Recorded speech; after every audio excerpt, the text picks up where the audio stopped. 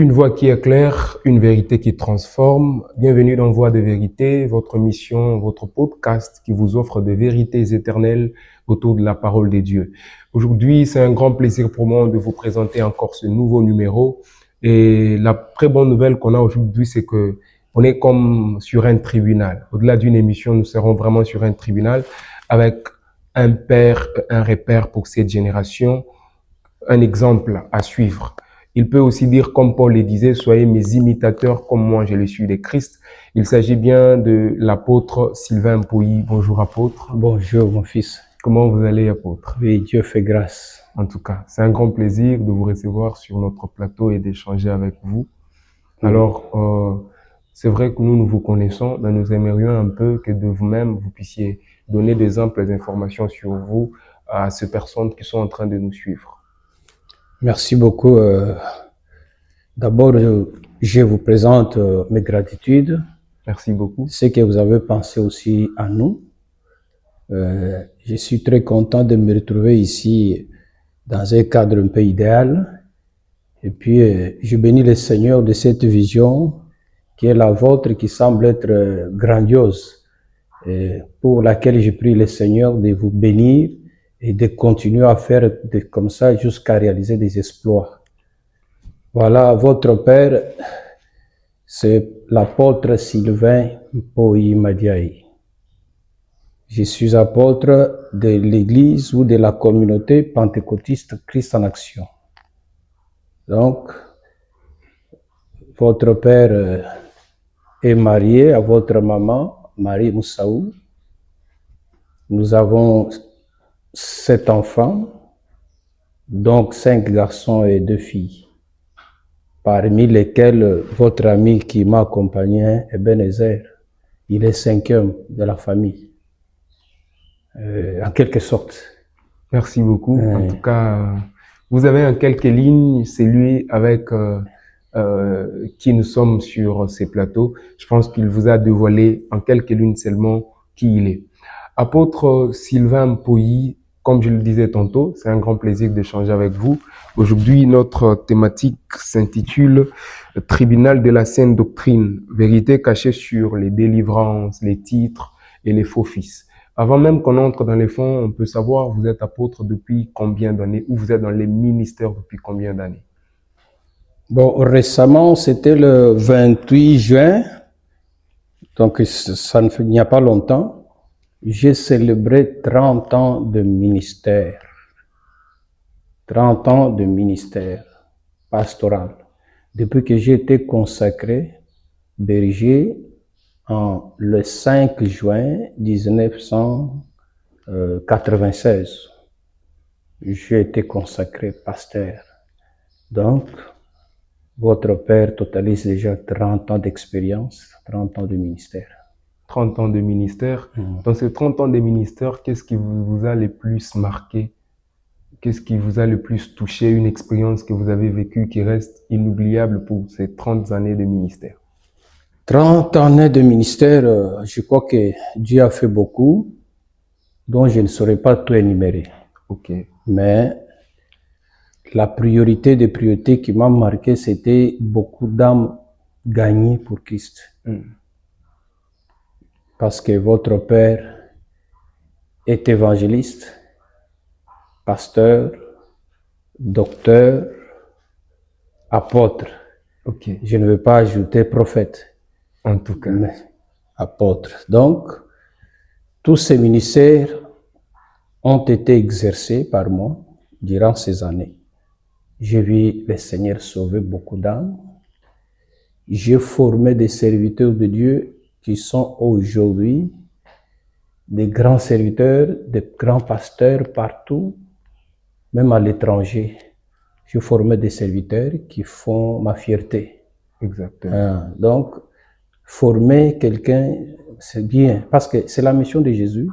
Il a dit, allez faire de toutes les nations mes disciples. Vous voyez ça? Oui, oui. Bon, il n'est pas seulement utile de se limiter au niveau de prêcher quelqu'un, il s'est converti et il est abandonné. Non, non. La mission, c'est de faire des disciples. Alors, qui dit disciple, dit celui qui emboîte les pas de maître, Ok. qui veut être aussi maître. Ok. J'ai formé des disciples. qui sont aujourd'hui aussi des maîtres, des représentants des communautés. Donc, c'est ça ma fierté et ma couronne que le Seigneur me donnera. En tout cas, Parce que les rapports que nous irons faire à Dieu ne sera pas les rapports d'argent, de richesse. Tel a été béni, il a eu autant de milliards. Non. La prière de Jésus à la clôture de sa mission, en Jean 17, il a fait une prière que la Bible appelle prière sacerdotale. ouais, Mais moi, je l'appelle prière à rapport. Parce qu'il fait rapport à son Père. Père, j'ai fini la mission que tu m'as donnée. Voici ceux qui sont sauvés. Je leur ai donné ta parole. Vous voyez ça? La mission. Jésus n'a rien mentionné de l'argent. en tout N'a cas. rien mentionné de miracle même, que j'ai guéri. Non, voici les âmes. Ce que j'ai gagné pour toi. C'est ça, la récompense ou les rapports que nous ferons à Dieu au ciel. Seigneur, je prêchais, j'ai gagné les âmes, les voici. En tout cas. Donc, si on comprend bien, dans ces 30 ans de ministère, au-delà de toutes les expériences vécues, ce que vous a le plus marqué, c'est le fait que vous avez ramené des âmes à Christ Tout à fait. et qu'il y en a parmi elles qui sont même devenues aussi de maîtres. De maître. Voilà. Alors, nous avons sur ces plateaux un apôtre. Qui dit apôtre dit gardien de la saine doctrine. Alors, avant même qu'on puisse creuser dans la saine doctrine, qu'est-ce que cela représente pour vous, la saine doctrine? La saine doctrine, c'est l'objectif de l'existence de l'Église sur la terre. C'est la mission confiée à l'Église de rester prêcher la saine doctrine. Oui, le verset que j'avais évoqué de Matthieu 28, 19, 20, quand il leur avait donné cet ordre suprême, allez faire des donations mes disciples, baptisez-les au nom du Père, du Fils et du Saint-Esprit, et à la fin il dit enseignez-leur. C'est ça la doctrine. Wow. Il n'y a pas de doctrine sans enseignement. Enseignez-leur à observer tout ce que je vous ai dit. C'est-à-dire que l'Église est sur la terre pour enseigner, pour donner la bonne nouvelle. Quand on parle de la bonne nouvelle, il n'est pas seulement question de dire à quelqu'un croit en Christ, non. La bonne nouvelle englobe tout. C'est ça la saine doctrine. La saine doctrine, c'est parler de Jésus, dont le thème central, Jésus sauve. Exactement. C'est ça le thème central de la saine doctrine. Dans Jésus sauve, on mentionne la sanctification, on parle du péché, on prêche de la repentance. C'est la doctrine que Jésus lui-même avait prêchée. Jésus guérissait les malades tout en leur parlant de repentance. Jésus ressuscitait les morts tout en leur parlant de repentance. Jésus prêchait la repentance, opérait des miracles. Mais les gens ont cette intention qui n'est pas la bonne, que si je parle de la repentance, il n'y aura pas de miracle, il n'y aura pas de bénédiction. Non, les bénédictions, ce sont des cadeaux. On peut ou ne pas les demander. Dieu se verra obligé de nous les donner. Parce que c'est un cadeau. Tu as un enfant, il a bien fait, il a réussi, il a décroché son diplôme d'État. Si tu es parent, tu vas te sentir dans l'obligation de faire quoi? De lui faire un cadeau. Exactement. Voilà. Mais comment? Maintenant, si l'enfant n'étudie pas, ne fait pas ce que tu veux, il insiste que sur les cadeaux. Sur base de quoi il demande le cadeau? Les cadeaux est demandé après avoir rendu un bon service. En tout cas. Vous voyez ça. Même Jésus a demandé ce cadeau-là. Il a dit, Père, glorifie-moi de la gloire que j'avais auprès de toi avant que le monde existe. Vous voyez ça. Donc, la saine doctrine, c'est l'enseignement de Christ, c'est la base même de l'existence de l'Église. En tout cas. Vous avez raison dans tout ce que vous avez dit, mais vous allez vous rendre compte que dans ces temps de la fin, dans ce 21e siècle, le chrétien moderne, si on peut les appeler comme ça, sont apparemment ennuyés par les enseignements de la saine doctrine, mais sont parfois beaucoup plus attirés par des enseignements qui dévient, qui vont à l'encontre de la saine doctrine. Comment pouvez-vous justifier cette dérive, cette façon de faire? Comme vous l'avez dit, les chrétiens de dernier temps, Oui. c'était prédit par l'apôtre Paul. Je crois que 2 Corinthiens 4, la Bible dit, dans le dernier jour, il y aura des temps difficiles. Les gens n'auront pas besoin d'écouter la saine doctrine. ils vont se chercher les prédicateurs pour qu'ils leur prêchent de ce qui leur plaise. Tu vois ça? Donc, c'est ça le dernier temps. Les gens n'aimeront pas la sainte doctrine. Donc, c'était une prophétie déjà annoncée 2000 ans avant par l'apôtre Paul. C'est ce que nous remarquons. Qu'est-ce qui est à la base de cela?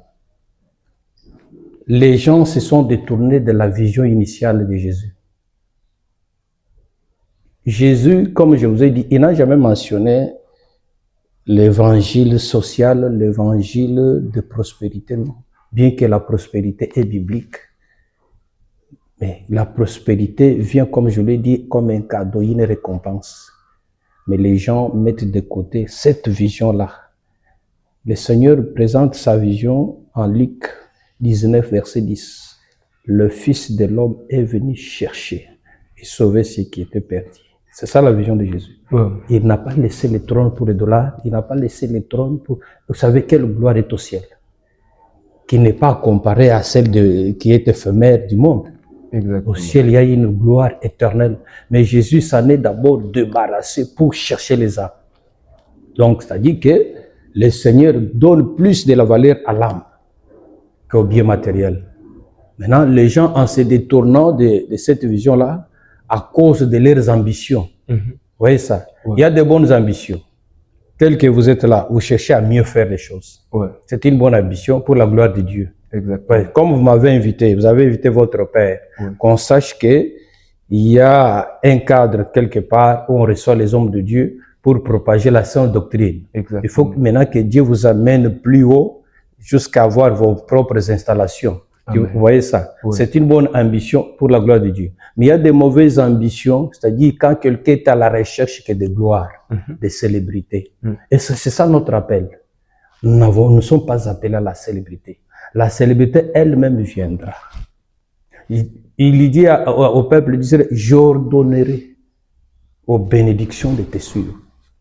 Les bénédictions divines sont quelque part. Dieu les freine en attendant afin que nous fassions d'abord ce qu'il veut. Il va maintenant ordonner. On n'est pas béni parce qu'on prie beaucoup. D'abord, celui qui prie beaucoup doit être dans la parfaite volonté de Dieu. On n'est pas béni parce qu'on gêne. Il y a de ces gens-là qui vous gênent, mais qui ne sont pas dans la sainte doctrine. Ils ne seront pas bénis. Et puis, avec ces ambitions, ces ambitions-là les poussent à la concurrence, à être comme l'esprit de devenir comme. J'aime faire comme lui. J'aime le dépasser. La concurrence, la compétition. Donc, l'église n'est pas un lieu de match de football où chacun lutte pour dépasser l'autre. Non. L'église est là, chacun lutte pour mieux faire. Avoir l'ambition de mieux faire afin que la gloire revienne à Dieu. Mais quand tu as l'ambition d'être riche, c'est pourquoi la personne, il est pasteur, il est apôtre, qui que ce soit, il sera obligé, cette personne-là, de changer le message, de parler de prospérité, de parler des voyages, de parler, c'est pourquoi dans les domaines de délivrance, beaucoup ont dévié. Il ne parle que des liens familiaux. Il faut être la délivrance familiale, la délivrance des liens familiaux. Mais il ne parle pas de la délivrance du péché. Vous voyez combien ces gens-là parlent de cela pour s'enrichir. Oui, ils reçoivent de l'argent, de biens mal acquis, mais Dieu ne les connaît pas. C'est pourquoi ce qui intéresse à Dieu, ce n'est pas le fait d'être apôtre, d'être pasteur, tout ça. Tu peux être bourré d'argent. Le Seigneur n'en a pas besoin. Mais combien d'âmes sont sauvées par votre ministère? Quel est le rapport que tu iras faire à Dieu? On n'apportera pas les biens matériels au ciel. Rien n'entrera au ciel, si ce n'est que les âmes. Maintenant, tu feras rapport de quoi que Dieu verra au ciel? Oh, ce sont les âmes qui seront au ciel. Tu feras rapport, Dieu voit ces âmes-là au ciel. Donc, la déviation est là parce que les gens sont ambitieux. Ils ne voient que des gloires. Ils ne parlent que des gloires. Ils prient que pour s'attirer des gloires. Ils vont utiliser toutes les techniques pour avoir de l'argent. Bien sûr, ils en auront, mais ils ne plairont pas à Dieu. Donc, il faut travailler pour plaire à Dieu. Oh. Apôtre Sylvain, l'erreur est humaine. Hein? comme les gens disent. Est-ce qu'il vous est déjà arrivé, par erreur, de glisser dans vos enseignements quelque chose qui n'est pas biblique ou qui n'est pas doctrinal et de revenir plus tard pour corriger cette erreur commise? Oui, quand on est sur la terre, on apprend toujours. Ouais. Donc, personne ne peut dire que je connais tout. La parole de Dieu nous dit que nous connaissons en partie. Tant que Paul qui disait là, il avait tous les 5 ministères, il avait presque tous les 9 dons surnaturels. Parce qu'il y a les 9 dons surnaturels, il y a d'autres dons aussi qui sont exercés d'une façon naturelle. Mais il dit, nous connaissons en partie. C'est lui qui a beaucoup écrit les livres bibliques, qui a beaucoup travaillé, je dirais même plus que Jésus, parce que Jésus a fait que 3 ans sur la terre. C'est lui, Jésus a laissé le ministère apostolique. Mais c'est Paul qui est venu détailler qu'il y a 5 ministères et il y a autant de dons. Mais cet homme-là dit que nous connaissons en partie. C'est pour dire qu'il y a d'autres choses qu'il ignorait. Sur la terre, quelqu'un peut avoir des erreurs. Bon, de mon côté, et surtout, comme je mentionnais, les problèmes de délivrance, j'avais aussi avalé ça, croyant que les signes de délivrance, c'est ça même les ministères de délivrance. Si quelqu'un tombe, c'est ça, les délivrances. Quand quelqu'un dit que j'ai le ministère de délivrance, je ne sais pas s'il y a un 6e ministère de délivrance. Il n'y en a pas. Or, tous les 5 ministères sont les ministères de délivrance. Il n'y a pas un ministère à part. Je croyais à cela, mais chemin faisant, avec des recherches, des formations, des études théologiques, les yeux ont été ouverts. Vous voyez ça? La lumière est entrée de la parole de Dieu. C'est pourquoi j'avais aussi aidé un de mes étudiants, le pasteur Alembo, j'ai donné les cours. Je l'avais dit, je vais rédiger un travail sur la délivrance à la lumière des Écritures. La correction était faite au niveau de Belgique, le propriétaire de cette institution. Bon, il a eu une grande distinction. Donc, ça dit que j'ai eu beaucoup de matière sur la délivrance. J'ai compris combien on mentait les gens, mais par ignorance, non par incrédulité. L'ignorance tue. Même celui qui ne connaît pas, il peut mourir. Mais même celui qui est incrédule peut mourir. Et on a corrigé. Bon, il y en a d'autres, mais c'est seulement cela qui m'avait attiré l'attention. Wow. Parlant d'ailleurs du ministère de la délivrance, la Bible ne nous parle que de 5 ministères, et exclusivement 5. Quelle différence pouvez-vous établir entre ces 5 ministères? Ça, c'est une question. Il y a une sous-question qu'on vous ajoute.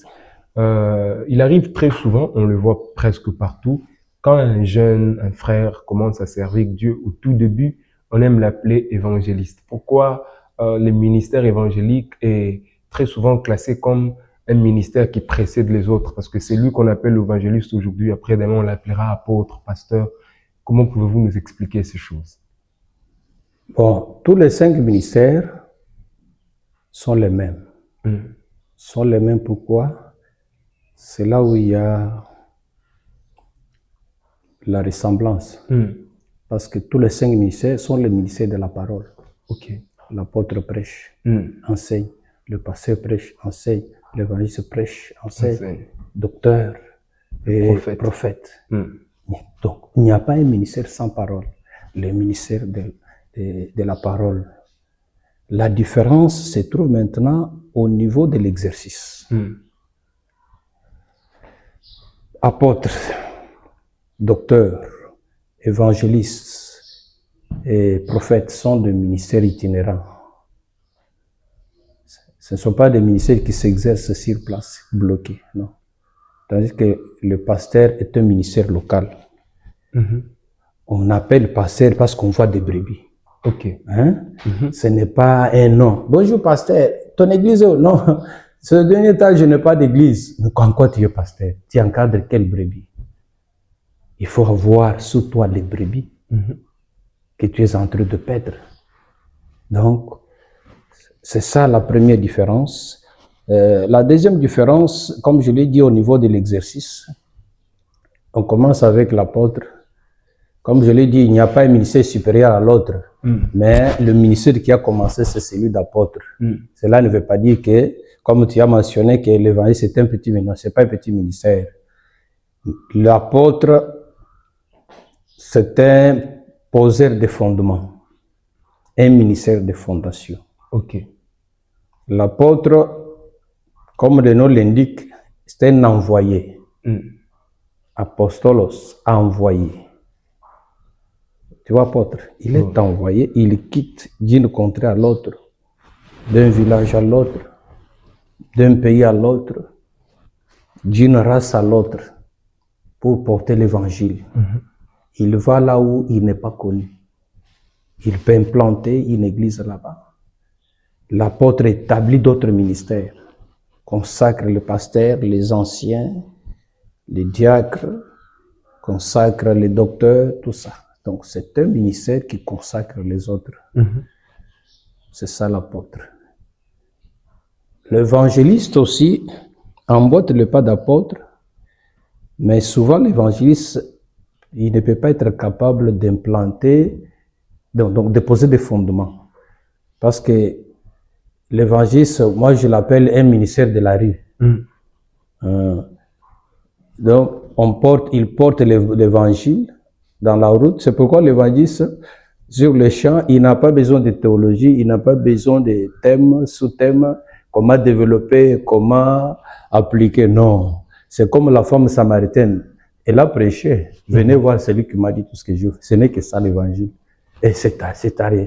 Donc l'évangéliste, il présente que Jésus sauve. Même s'il trouve quelqu'un en train de battre sa femme, il dit, bien-aimé, le Seigneur t'aime, il veut te sauver, il va te pardonner.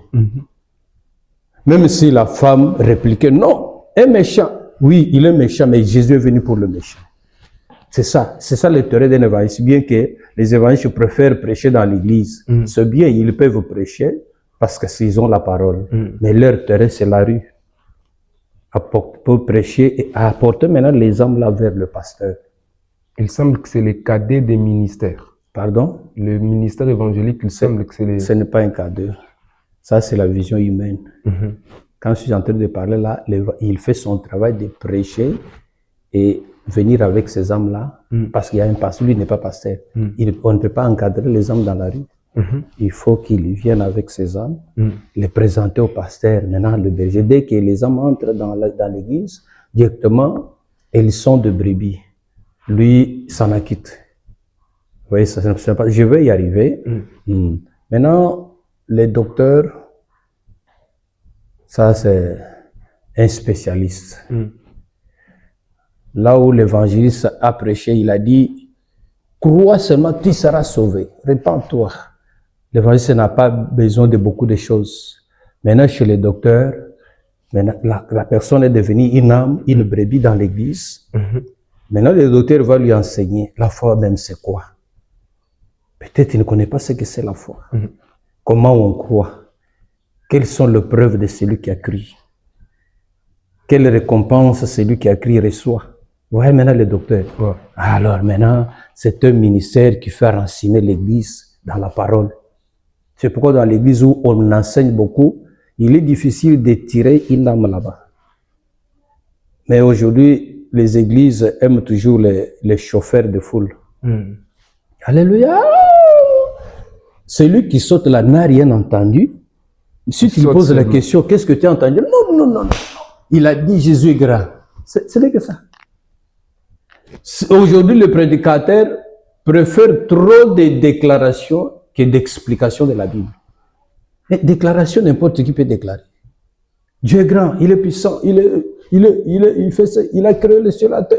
Maintenant, il dit que je prêchais. Non, tu as adoré, tu as déclaré devant Dieu ce que tout le monde peut faire. Mais nous sommes venus apprendre. Maintenant, chez le docteur, il peut déclarer après avoir expliqué des choses. Vous voyez ça? Exactement. Ok. C'est rapidement, hein? Je suis sur vol. Qui est encore pasteur. Le pasteur. J'ai dit que c'était un ministère local. Oui. Oui. Mais souvent, le pasteur doit être un docteur, un bon pasteur. Doit être. C'est pourquoi, dans la parole, a dit, les uns ont eu comme ministère pasteur et docteur. Le docteur est attaché au pasteur. Parce que le temps où nous vivons, on peut te retirer les âmes. Quelqu'un amène une allégorie, soi-disant révélation. L'âme qui n'est pas fermée va partir. Aujourd'hui, les adeptes ou les fidèles que nous avons ramassent des questions par-ci, par-là. On prêche à la radio, à la télé, partout en rue. Il peut être invité partout, où on va prêcher ce qu'il n'a jamais entendu, ou ce que son père n'a jamais dit. Il va porter cette question-là auprès de son pasteur, que le pasteur soit capable de l'expliquer ça. Tu vois ça? Je ne dis pas que tous les pasteurs doivent enseigner, non, mais un bon pasteur doit enseigner. C'est pourquoi la Bible dit qu'un ancien qui dirige bien, il est question de pasteur, parce que dans l'église primitive, il n'y avait pas beaucoup de pasteurs. C'était seulement l'exercice du ministère collégial, c'est-à-dire les anciens, qui sont aussi les pasteurs. La Bible dit que l'ancien qui dirige bien mérite un double honneur, surtout celui qui enseigne. Surtout celui qui enseigne. Donc l'église telle qu'elle est là, c'est une école de Dieu qui demande la formation. Vous avez étudié à l'école, quand vous recevez des matières, est-ce qu'il y avait des bruits? Mais vous sortiez d'être bien fait avec des matières. Donc, le bruit dans l'église n'est pas mauvais. On fait du bruit dans la louange, dans la prière. On peut même, pendant la parole, on peut faire du bruit. Mais que l'église ne soit pas là seulement pour les bruits. Sinon, ça va donner l'impression aux fidèles que celui qui parle calmement, il ne saute pas, il n'a pas bien prêché. C'est comme ça. Mais quotité, pourquoi? Il fait mention à l'exercice corporel. C'est lui qui dit là. Fait mention. Il y a des pasteurs qui sautent jusqu'à sauter même de chair. Et c'est ça l'onction. C'est ça l'onction n'est pas sauter. L'onction, c'est transmettre la parole et convaincre les âmes, les amener à la repentance, les amener à faire ce que tu leur avais dit. En tout cas, c'est ça. Bon. Maintenant, le ministère d'évangéliste, ce n'est pas un ministère cadet ou un ministère de primériens ou de débutants. Non, c'est un grand ministère. Mais du fait que la personne commence à prêcher, il est débutant, il ne peut pas directement enseigner. Il peut commencer à parler un peu. Maintenant, selon l'organisation des autres églises, il peut être compté parmi les évangélistes. Au lieu de dire parmi les prédicateurs, mais on dit que l'évangéliste reste, lui aussi va rester parce qu'il prêche. Vous voyez ça? Maintenant, c'est au pasteur, au père, de découvrir s'il a quel ministère. Parce que un bon fils ne se découvre pas de lui-même. Il est découvert par son père. Est-il évangéliste? Est-il apôtre? Est-il prophète? Tout ça.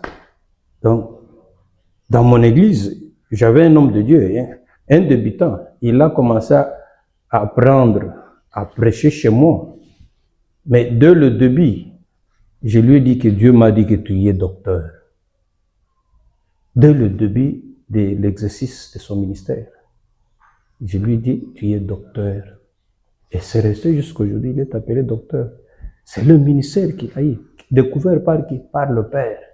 Vous voyez ça? Donc ce n'est pas un ministère de débutants, mais les gens peuvent peut-être classer les prédicateurs, au lieu de dire seulement on frappe les prédicateurs, mais ils préfèrent appeler les évangélistes peuvent rester. Mais chemin faisant, on va découvrir qu'il y a le ministère d'évangéliste, qu'il y a le ministère de pasteur, qu'il y a le ministère de suite. Wow.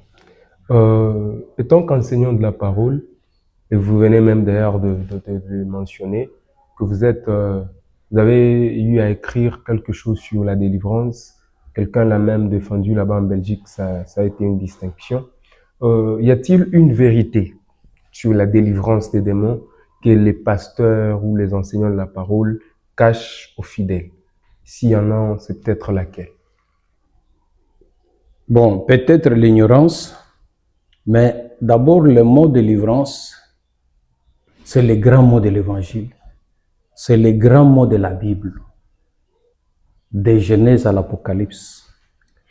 C'est la délivrance. La mission de Jésus, c'est la délivrance. Donc, il n'y a pas les choses de Dieu sans délivrance. Le problème est que c'est un sujet mal enseigné, mal compris. Les gens, je l'ai mentionné ici, que peut-être les gens considèrent les effets là que produit la délivrance comme étant tout un ministère. Ce n'est que ça. Je prie, les gens tombent, oui. Ça fait partie de ces mots de délivrance. Mais la délivrance, c'est un mot très vaste qui parle beaucoup de choses. Par rapport à l'explication des mots grecs, le mot délivrance a beaucoup de synonymes. Le mot délivrance, l'un peut parler de délivrance, l'autre peut parler du salut. Le salut, c'est une délivrance. La protection, c'est une délivrance. La guérison, c'est une délivrance. Être aussi délivré des démons, comme vous mentionnez là, c'est une délivrance. Ça fait partie des délivrances. Mais ce n'est pas en soi une délivrance, mais ça fait partie. Avoir une bonne santé spirituelle, marcher dans la crainte de Dieu, c'est une délivrance. Parce que le péché est là pour lier les gens. Maintenant, c'est lui qui est délivré du péché. Il a eu la délivrance. Donc, je dis que le mot délivrance a beaucoup de choses. Être libéré de malédiction, c'est une délivrance. Mais qui est tellement mal enseignée parce que les gens voient, comme je l'ai dit, d'un seul côté. Mais c'est un grand mot que les gens doivent comprendre. Maintenant, les services de délivrance existent aussi. Dans la prière, tu pries pour quelqu'un, il est guéri. Il est délivré, même s'il n'est pas tombé. Tu pries pour quelqu'un, il tombe. C'est un des signes que Dieu veut le délivrer. Tu pries pour quelqu'un, ou soit tu prêches, il y a quelqu'un qui pleure, qui recherche la délivrance du péché et qui abandonne ce péché-là. Il est délivré. Il est délivré. Même les tombées là, le Seigneur n'en a pas fait dans beaucoup de cas. Mais les gens étaient vivement touchés par la parole et ils se repentaient. Les miracles s'opéraient. Vous voyez ça? Donc, maintenant, chez le pasteur, bon, je ne généralise pas, je ne sais pas s'il y a un pasteur qui peut cacher quelque chose sur la délivrance, mais il ne nous est pas dit que nous devons cacher la parole de Dieu. La parole de Dieu doit être prêchée dans son intégralité, dans sa vérité. Vous voyez ça?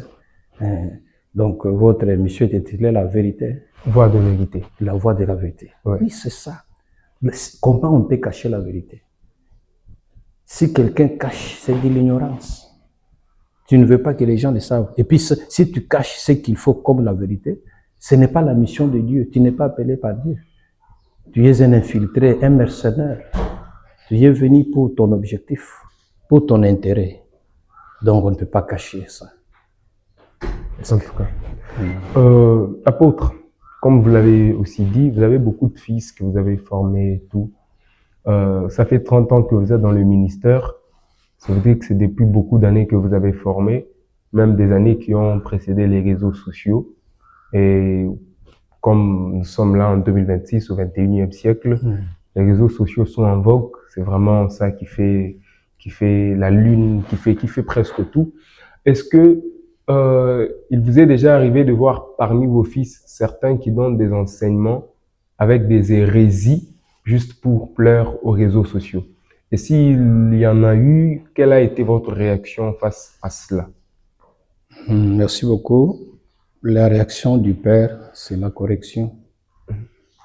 C'est un bon père parce que s'il ne corrige pas, il va laisser l'enfant dans l'égarement, il en sera responsable. Je lis, même mes propres fils ici, tel qu'il est là, il publie beaucoup, mais quand je trouve sa publication, quand je la lis, là où ça ne tient pas, je l'appelle. Voilà, je lui montre même ses écrits, lis un peu. Qu'est-ce qu'il n'y a pas une erreur là? S'il ne l'a pas découvert, moi je vais lui expliquer. C'est comme ça un père. Il ne peut pas accepter que les enfants tombent dans les hérésies. Bon, le mot hérésie veut dire une vérité mal placée. Dans les hérésies, il y a une part de vérité là. Mais on tord le sens. C'est une vérité, mais mal placée. D'où il faut corriger. C'est ça, ça arrive comme ça. Même du haut de la chair, on prêche, il prêche. Je suis en train de les suivre. Et ils savent qu'après, si le père m'appelle, il y a d'une part mes félicitations et d'autre part je corrige. Vous voyez ça? Je corrige, voilà, tel côté tu as bien parlé, mais ici, voilà ce que tu as dit. Par rapport aux Écritures, ça ne s'accorde pas. Ok, merci. Il change. Prochainement, il ne va pas commettre les mêmes erreurs. C'est pourquoi la réaction du Père n'est pas de s'irriter, non, mais de corriger, de montrer les bons chemins aux enfants, parce qu'ils feront notre fierté. Je vous crois déjà répondu. En tout cas, très très bonne réponse. Vous qui êtes en train de nous suivre, je pense que vous avez découvert assez de choses et vous êtes, je vais dire, équipé pour ce qui est de la sainte doctrine et même ce qui est de l'encadrement d'un père vis-à-vis de son fils. Apôtre, une dernière question, parce qu'on est déjà en train de chuter, une avant-dernière peut-être. Est-ce que il vous est déjà arrivé de voir la personne en qui vous avez investi, la personne à qui vous avez donné des enseignements, que vous avez formés, et après un temps, vous voyez cette personne-là suyer peut-être l'autel sur lequel il faut rendre ministère, ou même diviser votre œuvre. Avez-vous déjà vécu cette expérience que beaucoup de pères ont d'ailleurs vécue? Malheureusement, c'est une situation qui ne m'est pas encore arrivée. Parce que je me demande pourquoi ça. Et je me suis donné moi-même la réponse, la saine doctrine. Les enfants qui sont dans la saine doctrine, il leur est difficile de se rebeller. Mais le diable ne manque pas d'agir. Je n'ai jamais eu un enfant qui est sorti de l'église avec un groupe de gens pour aller implanter son église. Non, je ne l'ai jamais vu. Peut-être ceux qui sortent sous punition. Ça arrive là où il y a des gens, donc les palabres ne manquent pas. Quand je vois qu'il ne marche pas selon mes conseils, et il est peut-être un danger pour les autres, si je les suspends, une fois, deux fois, troisième fois, quatrième fois, je peux l'excommunier. Ok. Parce que c'est un danger pour l'Église. En tout cas. Parce que la Bible dit, si votre œil est pour toi une occasion de chute, il faut faire quoi? L'arracher. Arracher, même un bras, tout, il faut arracher pour que les bras qui restent entrent au ciel. Mais sortir comme ça et implanter, non. J'ai formé des serviteurs qui ont des églises dont les noms de leurs églises venaient de moi. Même en France, j'ai un enfant là, il a une église. Quand il a commencé, il m'a dit, Père, j'ai besoin des noms d'église. Moi, j'ai dit, mais vous connaissez la Bible, vous avez la Bible, cherchez de vous-même les noms. Il a dit, non, ma conviction est que tu me donnes les noms. J'ai dit seulement en passant, alors, prends le nom Ebenezer. Il a dit, je prends ça. Donc, il y a une église en France, Ebenezer, dont le nom venait de l'apôtre Sylvain. Ok. Vous voyez ça? L'autre aussi, ici à Lemba, il a une église, CPD, c'est-à-dire Centre Évangélique La Puissance de Dieu. Vous les connaissez? Donc, les noms là, c'est moi qui les donné. Il a dit, papa, non seulement vous êtes père, mais ça comme il y a l'église, comme. On a résisté, il a dit, non, j'ai besoin de ton nom. Il a une grande église à Lemba. Donc, ça arrive comme ça, vous voyez comment. Ça dit, même si l'enfant peut sortir pour aller commencer son œuvre, mais il part avec la bénédiction du Père. Voilà un fils. Tu es parti, oui. Est-ce que tu es parti avec le nom du Père? Est-ce que tu es parti en disant au revoir au Père? Est-ce que tu es parti avec l'accord du Père? Parce que les gens ne doivent pas rester éternellement ensemble. Si tous les gens, avec la formation que moi je donne, vous savez, avec la jeunesse que vous êtes, vous vous embrouillez pour dégager ce que vous avez mangé. Ouais. Sinon, on risque au sens sur place. Au lieu de sens de la gaille, moi, je vous libère. Vous voyez ça? Donc, c'est comme ça. Je forme des prédicateurs. C'est une grâce. Des grands prédicateurs. Alors, ça, c'est une grâce. Ce n'est pas de l'orgueil, mais une grâce. Je suis reconnaissant. Et reconnaître aussi, en tant que père, ce que Dieu m'a donné, ce n'est pas mauvais. Exactement. Donc, ceux qui sont sur place, ils prêchent maintenant. Demain, il attend qu'ils reviennent.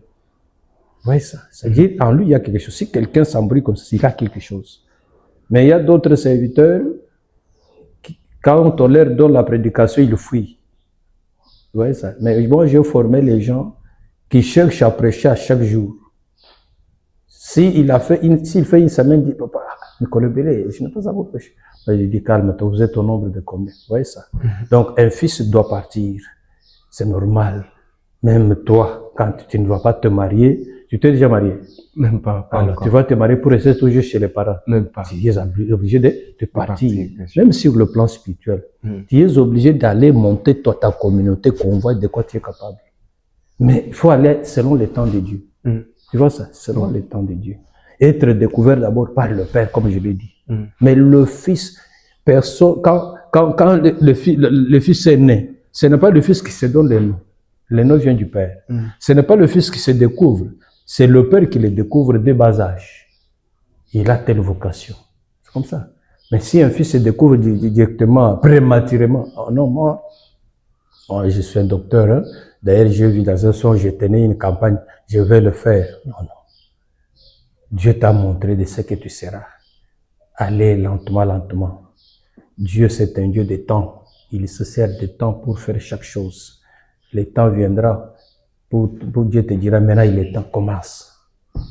Parce que vous vous êtes chamaillé avec un de vos collègues, moi je pars, je vais aller implanter. Tu vas souffrir. Il y a des souffrances selon Dieu et des souffrances causées par l'homme lui-même. Exactement. Mais ça, c'est une punition causée par Dieu, c'est une préparation à la grandeur. Parce que Dieu ne peut pas directement t'élever, il doit te préparer à la grandeur. C'est ça. En tout cas, est-ce que vous avez un mot à dire à toutes ces personnes qui nous suivent, qui ont suivi tous vos enseignements ici déployés autour de la Sainte Doctrine et même autour de la paternité ministérielle? Et pour toutes ces personnes qui sont allées à l'encontre de la Sainte Doctrine ou pour tous ces fils qui se sont rebellés contre leur père, qu'est-ce que vous pouvez dire? Bon, les conseils que je peux leur donner, il faut qu'ils soient dans la saine doctrine, qui est la véritable vision de Jésus. Faire de toute nation des disciples. Faire des disciples, c'est-à-dire faire des chrétiens. Parce que c'est un chrétien qui est disciple. Prêchez l'évangile, si vous avez l'émissaire de la parole, parmi ces 5 ministères, transmettez la parole, la prédication, l'enseignement, selon la saine doctrine. Évitez d'être trop ambitieux. Ne recherchez pas la gloire. La gloire, on ne la recherche même pas. La gloire, c'est un don de Dieu. Le Seigneur dit, si quelqu'un me sert, mon Père l'honorera. Il dit à Salomon, tu m'as demandé l'intelligence et la sagesse, mais je te donne ce que tu n'as pas demandé. La richesse et la gloire. Donc, la richesse et la gloire sont aussi des dons de Dieu, donnés à ceux qui servent Dieu selon la saine doctrine. Les enfants rebelles, revenez à vos pères, non seulement pour travailler avec eux, pour vous repentir et vous réconcilier avec le Père. Au Père aussi, je leur demande de la patience, de supporter les enfants rebelles. Là où ils sont partis, ils peuvent avoir des consciences ou des conseils. Ils peuvent revenir auprès de leur Père, que le Père les reçoive. Comme le Père qui avait reçu son fils prodigue. Donc c'est ça. Aux chrétiens, d'accepter qu'on leur parle de la sainte doctrine, qu'ils n'acceptent pas qu'on leur prêche ce qu'ils veulent, non, qu'on leur prêche ce que Dieu veut. C'est ça ce qui entraîne la bénédiction et le salut. Parce que la mission, c'est le salut, qu'ils soient sauvés. Que Dieu vous bénisse. Amen, merci beaucoup, apôtre. Alors là, nous sommes à la fin de notre émission Voix de vérité. Vous avez découvert toutes ces vérités qui ont tourné autour de la saine doctrine et toutes ces choses qui ont été dites, j'espère, elles vous ont édifié. Apôtre, un dernier mot que vous pouvez adresser à cette entreprise, à cette plateforme qui vous reçoit du nom des Créplaino. Très souvent, quand on reçoit des gens ici, on leur toujours demande leurs impressions et ce qu'ils voudraient peut-être qu'on puisse améliorer. Tout à fait. Comme je l'ai dit dans mon introduction, que je vois une vision ici qui est vraiment grandiose. J'en suis fier. Vous êtes encore dans le début. Vous devez aussi mieux travailler. Vous devez être en commun, avoir un même esprit, parler le même langage. C'est ce qui fera la force. Beaucoup commencent des entreprises comme ça, chemin faisant, ils sont divisés. Non, non. Le temps viendra où le Seigneur ajoutera des grâces et des grâces. Peut-être par ces grâces-là, l'un peut être ici, l'autre fait la même chose dans une autre province. Vous voyez ça? Donc petit à petit, parce que c'est un début que j'admire maintenant. Vous avez cherché un cadre idéal, ça m'a plu, et puis vous avez du talent, que Dieu vous fasse grâce. Amen. Je suis très ravi. D'ailleurs, le jour où j'avais célébré les 30 ans là, j'ai demandé à Ben, le garçon qui avait fait les reportages là, c'est qui? Est-ce qu'il est, s'il est ici, j'ai besoin de le voir. J'ai dit, en tout cas, c'est bien, avec éloquence, ça nous a beaucoup satisfait parce que l'auditoire, ça va attirer l'auditoire et les images et l'éloquence. Donc, ça a donné une autre impression à l'Assemblée. Donc, j'étais très content de cela. Avancez comme ça avec le Seigneur. Soyez aussi dans la saine doctrine. Merci. Vous parlez de la saine doctrine. Soyez d'abord exemple de cette saine doctrine. Qu'on ne vous trouve pas chez vous avec des problèmes, vous chamaillez, vous vous critiquez. Sachez que vous n'irez pas loin. Marchez ensemble et que la grâce de Dieu soit sur vous. Amen. Merci beaucoup. Merci. Merci à vous tous qui nous avez suivis. C'était Voix de Vérité, une voix qui transforme, une vérité qui est claire. Vous avez découvert toutes ces choses, ne les gardez pas pour vous-même, partagez, abonnez-vous, likez et activez la cloche de notification de sorte que chaque contenu qui sera mis là-bas puisse vous parvenir. C'était aujourd'hui un grand plaisir de parler avec l'apôtre Sylvain suite au prochain numéro.